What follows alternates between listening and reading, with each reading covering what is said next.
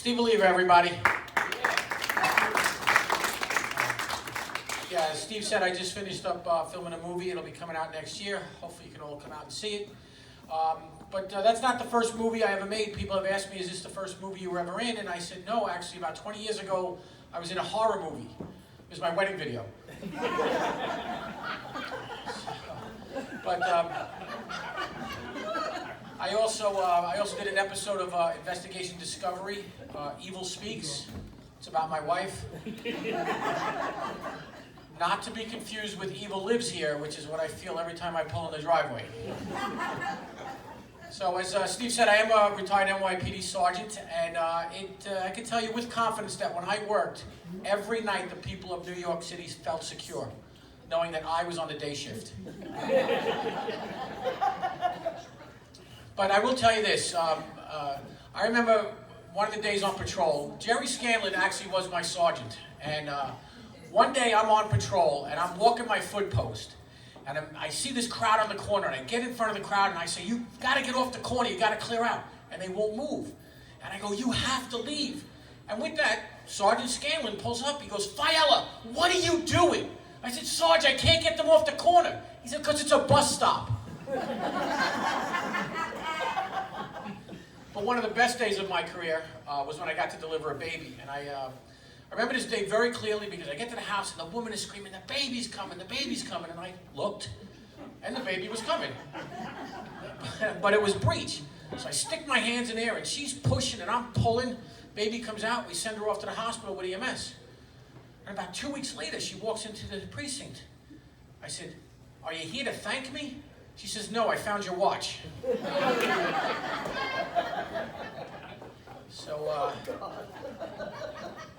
police work wasn't all babies and bus stops. There was some serious aspects of police work. I remember one night we had a call for a robbery in progress, and we get there, and the guy's running down the street, and we jump out of the car, we chase him, we grab him, and now we have to do identification. So the victim and the perpetrator are there, and I say, is this the guy? And he says, yes, officer, that's the man I robbed.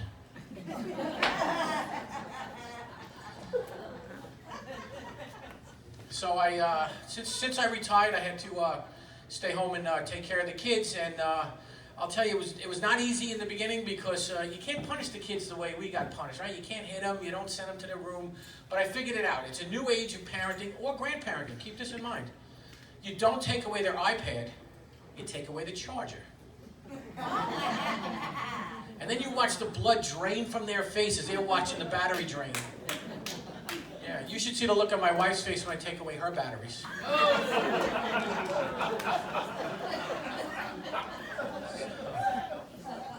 So now that I retired, I did become a real estate agent, and it was very difficult in the beginning because I'm not real good with technology. I accidentally uploaded all my listings and I linked them to a porn site. Yeah, everybody loves my virtual tours. So, but my boss, my manager said to me, she says, when you have an aha moment, when you get that moment, I want to know about it, Frank. I want to know exactly when you have that epiphany. Well, just this morning, I go running into her office. I said, Linda, I got it. She says, what? I said, I just realized my computer can be used for more than just Facebook, email, and porn. She goes, yes, real estate. I said, no, online gambling.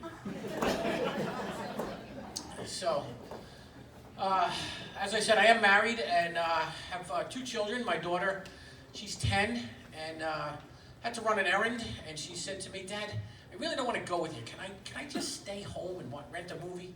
I said, fine. So I went, and I was out a little longer than I wanted to be because the game went into overtime. And I got home, and I said, Frankie, what did you rent? She said, Daddy, I rented 50 Shades of Grey. She said, but don't worry, I didn't like it. The book was so much better. And I have a 16-year-old son. Now, he's a good kid, but I think I'm raising him to be a little leg breaker because every once in a while I got to borrow some money from him. And then he hounds me to pay him back. And I borrowed money, I hadn't paid him back, and I think he's trying to send me a message because this morning when I woke up, in the bed next to me was the head of my favorite golf club. So, I am married, and my wife is here tonight, Kathy. She comes to all my shows. She's very supportive, and I love when she comes to the shows because it's so good to see her laughing outside the bedroom.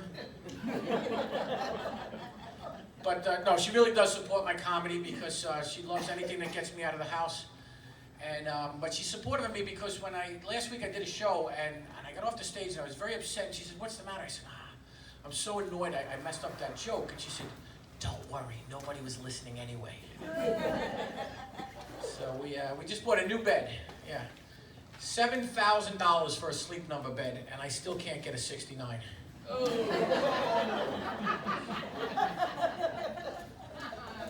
So we, you know, as I was driving here, I was looking at all the places that I used to, I would landmark how to get to places based on where all the bars are, okay?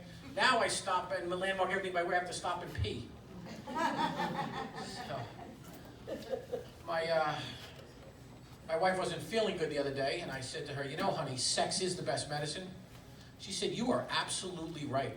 Problem is, I need long lasting, and you're fast acting." But she might be onto something, because now that I'm getting older, I find that my body doesn't react the way it used to. I need some help from the little blue pills. Aleve. So she's been hounding me to play that escape game.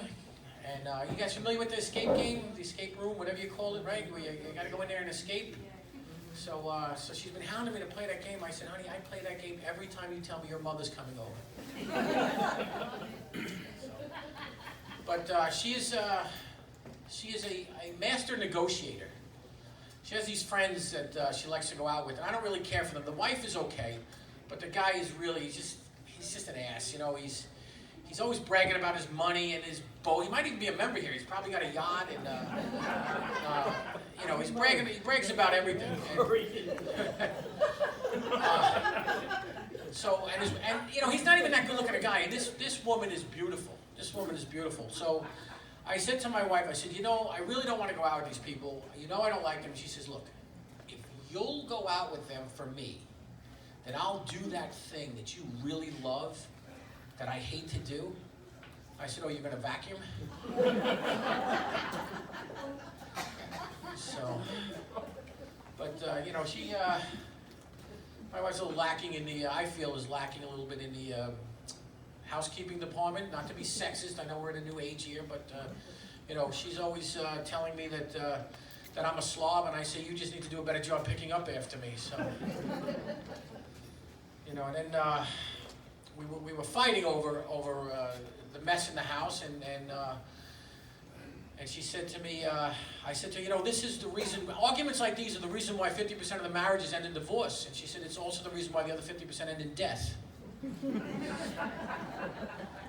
So, we were at Costco last week, and she said to me, "Oh, look, I think that's my gynecologist." I said, "What do you mean you think? Is his face down there that long? You don't forget what he looks like?" She said, "No, I really think that's him." So what do I know? I walk away, I tap him on the shoulder. I said, "How you doing, sir? I understand you've also seen my wife's vagina?" He says, "Which one is she?" I said, "She's over there." He goes, "Yeah, I saw her yesterday." I said, "She didn't have an appointment yesterday." He says, "Appointment? I'm your mailman."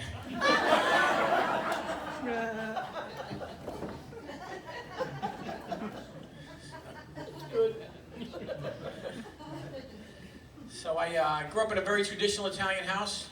Any other Italians here? We have Cobb's Fine. I know it's Broad Channel, it's mostly Irish, no offense, but I grew up in a very traditional Italian household, and my mother never left the house. She was a stay-at-home mom. She never left the house, except on Saturdays. She had to go to confession. And I'm saying, what is my mother doing all week long that she's got to go to confession every Saturday? Oh, I found out, and it was bad. You have no idea what this... I found out she was using jarred sauce.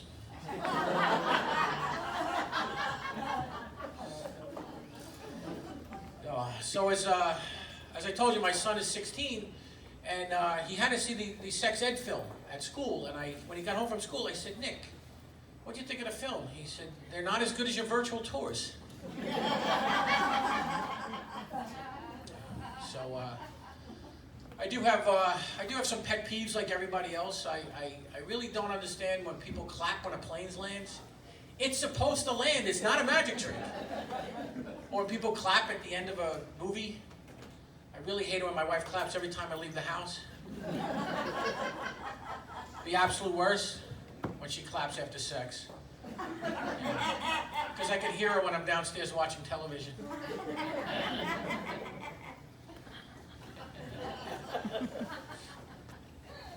But she's very security conscious as well. Whenever we're going to have sex, she says to me, "What is your user ID?" I said, "User ID? I don't know, Big Frank?" She says, "I'm sorry, another member already has that name."